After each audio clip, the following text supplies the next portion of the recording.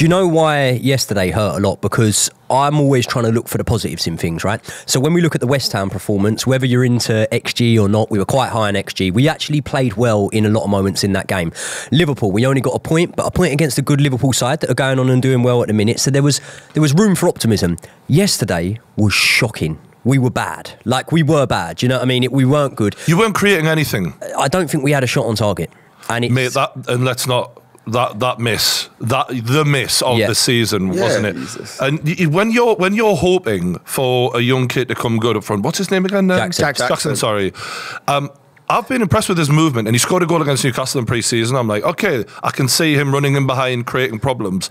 In this game, when that ball sits up for him and he blasts it over the bar, and then you look deeper into his XG, he's got 1 goal from 4 XG recently.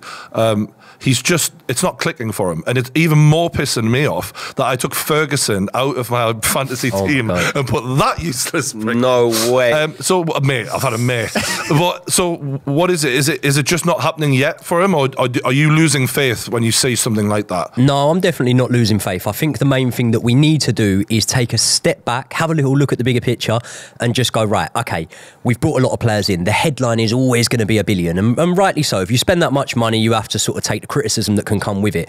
But if you actually take away the money we've spent and say, okay, they're gelling 12 signings this window in and whatnot, you can probably go, okay, we have a little bit of leeway in terms of these lot need to work out how they play well together, they need to grow, build bonding, things like that. The main thing that I would say is there needs to be a formation change. Okay, so that brings us on to who's responsible for all of this, and that's Pochettino. At the end of the day, the buck's always going to stop with him, especially when Todd Bowley's around. I've seen Poch getting more criticism on Twitter, and it's not a gauge, but it's where I'm getting my information from. And the Chelsea fans were not impressed with Poch after that game. What did you make of him? Yeah, it's the lineup that surprised us all, I think, to be fair. Like, when we keep setting up with Chilwell as a left winger, and we're sick and tired of seeing that. So basically, when Thiago Silva's going, we're playing in a back 4. Yes, we're playing with a 4 at the back, but then you've got a defender playing on the left wing, and basically that left-hand side there was just nothing there. Like, there was no attacking impetus from Chilwell, and there was no sort of like movement that way. So the criticism of Poch isn't necessarily about the overall team performance. It's sometimes about just the way he's setting up the team. We're again shouting out now that we just need to play with a double pivot. Like, basically our midfield is getting exposed. It caused their goal, yesterday. It did, yeah. So it's more about putting another golden body. Boy who lost the ball. Yeah, let's not put too much pressure on him. Let's not worry about how much we spent on him. Anyway. Let's not bring that up. Just 100+ million. He's playing Enzo as a number 10, and I understand why, because he's got a lot of potency, but he should maybe be a bit further back. So basically there were 2 areas there where, as Chelsea fans, we're looking at it and going, he set the team up. Enzo isn't looking like a number 10. Well, that's the key thing that we can address here. We have actually brought in someone now who can play in that number 10 role. And when Cole Palmer came on yesterday, he did look decent. He looked quite good. So maybe that will be something that we sort of move towards. And listen, I'm going to sound like a broken record, but the injuries we've had have been horrific, and they've hampered us for 2 seasons now. You're losing this right now. You know what I mean, though? Because we've got more players than I can even name. Yeah. Do you know what I mean? Like, I'm not saying you're not right, but when a non-Chelsea fan hears that, we're like, how the fuck can you talk about it? We've got 10 first-team players injured, and imagine... What is the first-team player? What is your first team? Nkunku would be in there. Nkunku would be in there. Reece James would be in there. Obviously, you look at other areas on the pitch. Oh, no, carry on. Who else? More players that would be in there. Okay, Fofana. You said you got 10 injuries. Fofana. Badiashile. And they started? Yeah. But you say that even with... when they were available more often than not. All right, let me know, say. What are you saying, bro? I don't know. Look, listen, they say that as well with Nkunku as well, but you have no idea how he's going to adapt to the Premier League. So he could jump on and be a flop for 3 games as well. You have no idea ultimately. So I hear what you're saying. He's a big money signing, but... That's my worry with Palmer. But look, James is a fair shout, even for Fofana, fair enough. But look, if any other team in the Premier League had 10 injuries, you would all be screwed. But you have like if you had 10 injuries, you'd be screwed. If you had but we don't have like a 40-man squad. Yeah, it's true. No one's got the squad you guys do. So. You can guarantee with Nkunku he's going to come in and do a better job than Havertz, and that isn't even me bantering. I'm being serious. We got that. Yeah, that's not guaranteed because he's put up good numbers in Germany consistently. So did Havertz. Consistently over time. Havertz come in when he was 19. 19 and Kunku's 25. Havertz only scored the Champions League winning goal for you guys. I mean, and he had two solid seasons as well in Germany. Yeah, he was the golden boy in Germany. When you lost goal, they don't put respect on Havertz's name at all. Yeah, not at all. He scored the Champions League winning goal. You're going to see why today. But then they credit all to Mason Mount. If he scores that. That's going in the highlights. Hey, Zinchenko's going to unlock Havertz. This Cole Palmer transfer is really interesting because, like, all right, yeah, he looked good when we seen him, but like, just boom, 40 million or what? Was it 40 45 million? How confident is anyone that that's a good idea? I'm not saying it's a bad idea, but it's just we're seeing such a little amount of evidence now. Like back in the day when transfers were happening, everyone was so much more methodical, but people are so scared now because of Chelsea and Man City that a team is going to go and get them. That it's just like, yep. Take him. And you can remember, like Andy Carroll. I'll just give an example. Andy Carroll had 6 amazing months for Newcastle where he dominated the Premier League. He had 12 goals in 13 games. He looked like the second coming of fucking Gabriel Batistuta, right?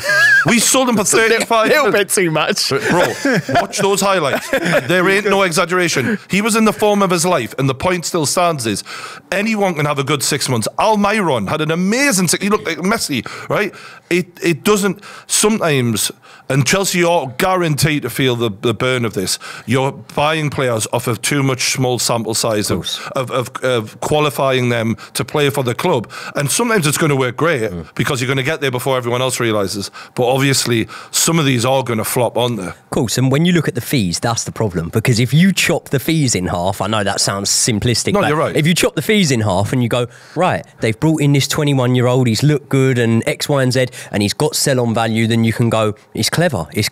But the problem is when you see Brighton doing it and these other clubs doing it, they're not spending millions and millions and millions on these players. So I do understand it and I do get it, and I'm a realist. I'm not just going to back Chelsea and go, yeah. But what I would also say is not all of these players, if whoever's sanctioning the moves are being honest with themselves, not all of these players are going to become first-team players at Chelsea Football Club. And although it's very easy to make the argument of, well, if you spent 40 million on them, shouldn't they?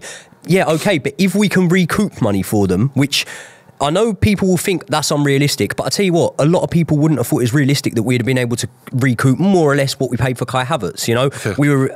I've got a counterpoint. I think it's a really good point, and I could be wrong here, but my only worry is in previous Chelsea teams gone by, they've had a lot more established stars as well to then bring in the youngsters, and it was more balanced, and therefore those established stars could help elevate those guys and bring them on and carry them, which is very important, which has not been thought of at all in my opinion in this Chelsea team. And another problem is, how can you track progress when you change everything in one go? Like a scientific experiment, you want to kind of go, okay, we're going to change this one thing, keep everything else the same, and then if that has a positive influence, we know that that's what it was.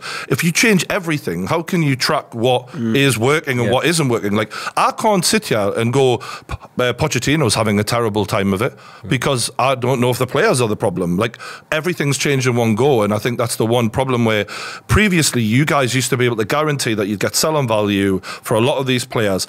This might be the first time that Chelsea end up in a Manchester United position where you've just spent tens and hundreds of millions on players who you get nothing back for. Just like Lukaku now is becoming a Chelsea. Or, do you know what I mean? It could happen. Also, I may be wrong, but... No, you're right. But also as fans, why are we speaking from like boardroom level? Like, oh, well, they're going to sell it and get money. Your focus should be really... Obviously, we care about the club making money. They can reinvest. But your focus should be what's going on the pitch. That's for all them, because we don't see any of that money. And at the moment, I just feel like the synergy's not there. When you've got that amount of big signings, those kind of players, it's going to be hard to get them settled because they're all competing, they're all fairly new, getting used to the ground, Cobham itself. How are you going to keep all of them happy? Pochettino kind of had that problem at PSG. Yeah, you got to remember, guys. Let's do a bit of time traveling. We'll go back, and you saw how toxic that squad was last year. And you're saying to me, "Oh yeah, let's keep Kovacic and let's keep Pulisic, let's keep X, Y, Z." Right? Name some other players that could be in there. I'm not such You know how toxic they were as a club, and so the club has gone, "Do you want to be here or not?" And they go, "Yes or no." Pulisic goes, "No, I don't want to be here." Kovacic, "No, I don't want to be here." Edward Mendy, "No, I don't want to be here." And if they don't want to be here, Mason Mount, he doesn't want to be there. If he doesn't, then goodbye. Imagine having someone starting in your starting 11 and they go, "Yeah, actually, I don't really want to be here." and you go, oh yeah, sure, we'll just carry on playing you. So what do you expect us to do? Do you expect us to just play those players? I think there's two extremes though, and what you're doing is coming at it from, so the one extreme is all of these players don't want to be here, let's get rid of them all, and the other extreme is now all these youngsters have come in. Like there's somewhere in the middle that Arsenal are doing right now, where they're building with youngsters, but they're also keeping a nucleus of experienced players, and all of your, what I would call players who would welcome youngsters into the club, Mason Mount, Kovacic, they're the kind of players who you go, they're going to show them the Chelsea way, and now they're gone. I don't know who's showing anyone the Chelsea way now. Reece James. Yeah. That's it. Yeah, well, who's never on the pitch. I think it's quite difficult, isn't it? We look at certain signings, yeah, and I know we get onto them, but you look at the way that Maddison signed Spurs. Chelsea could have gone and got Spurs, and do you know what? Without trying to be disrespectful, if Chelsea and Spurs both go for Maddison, you know that probably because of the, you know, the pool power and the finances involved, Chelsea are going to get Maddison. Why didn't Chelsea consider Maddison? Because he's 26 years old. Yeah, 25 and under is our rule now. We're only signing players 25 and under. So it's all well and good saying one for the future. But like you're saying, Brian, you do need players for the here and now. That's kind of what I'm feeling about Newcastle right now, was our whole transfer window was devoted to youngsters. And then I'm watching Maddison do what he was doing when we were linked with him for a fucking 2 year. It's brutal. But getting to the actual problem at hand, just... there is no way anyone can justify Nottingham Forest coming to your backyard and beating you 1-0 the way they did. So is there a main reason that you both feel like that happened? I couldn't tell you. And that's just me being honest. That's just me being honest. I'd like to talk for the sake of it, but no, I don't know why it's happening. It's hard because, you know, when you look at where we are. What did they do better than you then? No, they didn't do too much better than us. I think our kryptonite is this.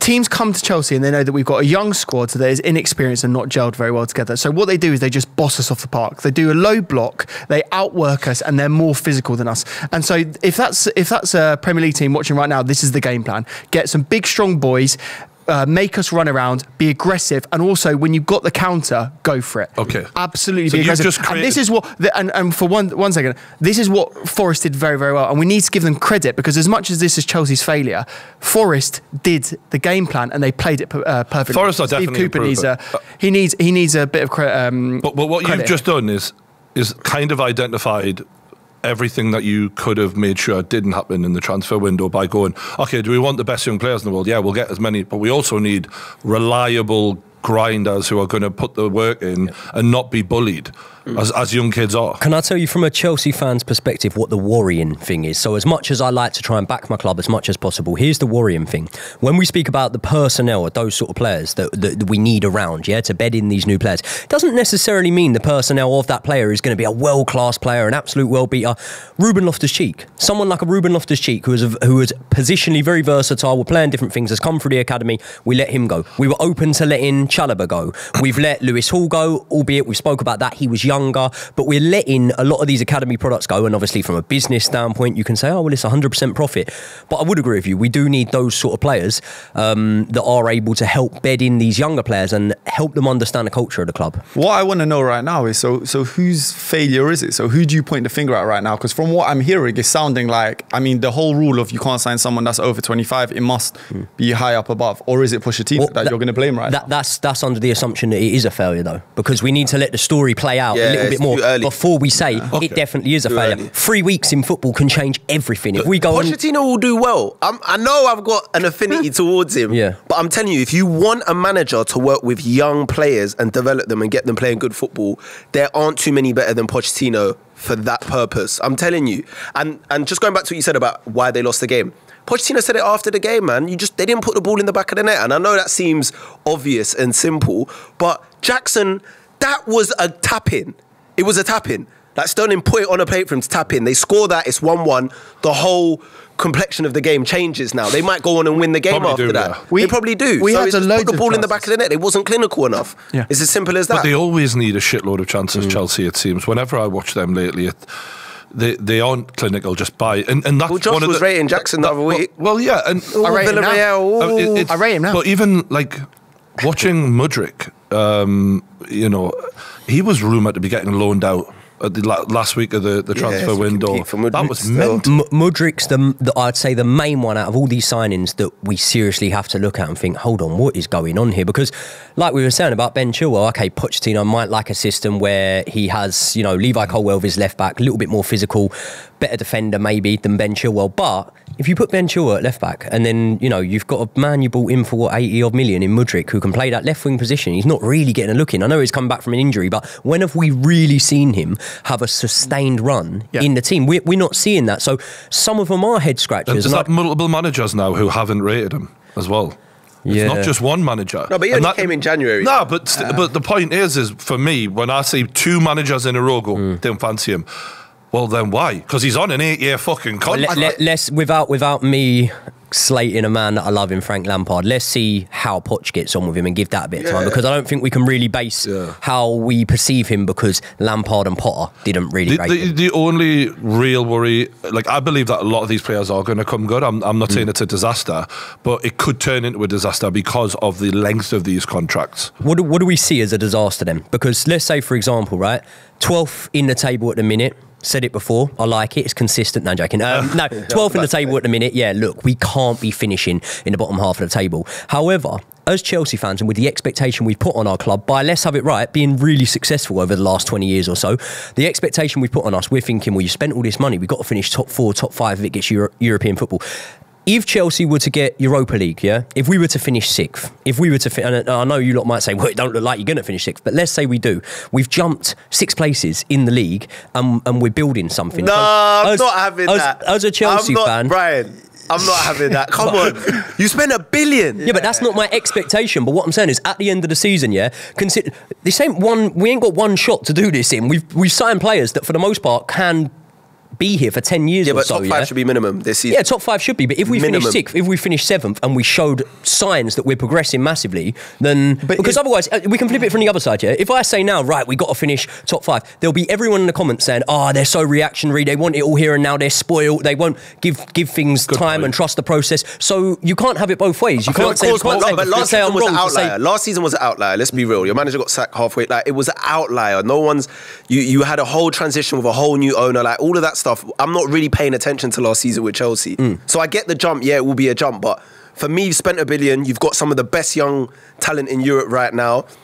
You have to finish top 5 after spending that money. I don't care if it's the first season. That's how I see it anyway, in my opinion. I don't care if it's the first season. I think the only thing narrative-wise that gives Poch a little bit of leeway is he can go to the board and go, look, you signed a load of kids. Like, it ain't going to happen overnight. We need to gel. We need time. And I need another season. But if he finishes outside of the top 6... But you're saying a load of kids. A lot of these players have played in the Champions League. Yeah, I'm just giving him young players. I'm giving him as much leeway as I can in saying that. Okay. Like, you know, I agree. Like, you're talking over £100 million on multiple individuals. Like, so top 6 should be the absolute minimum. If he doesn't finish in the top 6, I think it is an absolute failure of one of the biggest failures we've ever seen in the Premier League of all time. Ooh. Yeah, because it's just too much money spent. From the club's perspective, not Pochettino's, I'm guessing. I think from the club, I think that's where they'll look at Poch. I mean, do you think I'm wrong? I think surely even with Pochettino, it's like we can't forget that he is a manager that has managed in the Prem. Listen, I'm not a big fan of Spurs at all, as you know, but even you look at Spurs manager right now, they're doing well right now, but if it goes bad for him, he's almost got the excuse where he's never been in the Prem. He didn't know what the games were like. He didn't know the intensity. Pochettino's been in the Prem. He's been here for a long time. Top 4 consistently. I've heard so many guys screaming, Pochettino's one of the best managers in the world. He's the best. I'm thinking, well, hold on. But you got to remember, Pochettino was like his thing, even at Spurs, it was, we gave him time and it was a project. And the problem with Chelsea is you don't have time at Chelsea.